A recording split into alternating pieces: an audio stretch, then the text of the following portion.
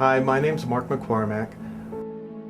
I started attending Heritage Church of Christ in August of 2013. I didn't grow up in the church and I don't have much of a church background. I kind of felt that you didn't really need to attend church to be a Christian. So at that time I really wasn't very happy, and there was some things that were going on in my life, transitional things and financial worries, and I knew that I needed to make some changes. So I started coming to church on Sunday, and I was coming as a visitor, and I was coming by myself.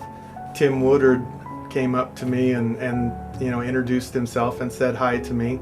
And at that time I felt a little bit like an outsider, and week after week he would make it a point to come up to me and pat me on the back and say hi to me, and it made me feel more comfortable. So it made me feel like I was accepted and I belonged here.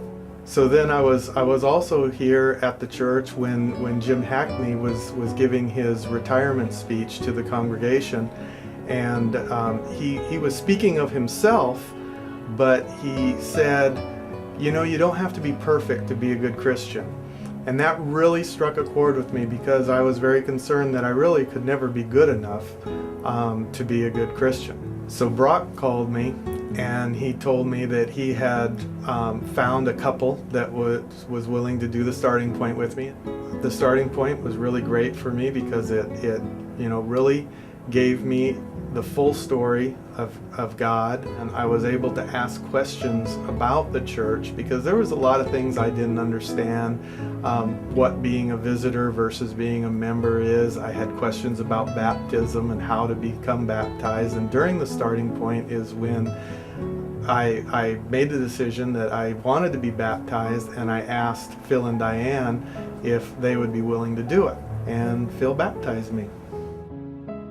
So now I've found a small group. I'm in a small group with Phil and Diane Laster, and it's really great for me because I've met some really great people and made some new friends, and my small group continues to teach me and guide me in my faith every week, and I look forward to growing in my faith.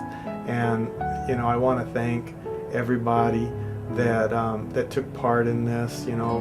Brock and Jim and Tim and George and Phil and Diane, and I know that I have a family now that's going to continue to guide me, and I'm very excited about finding out where this journey with God will go.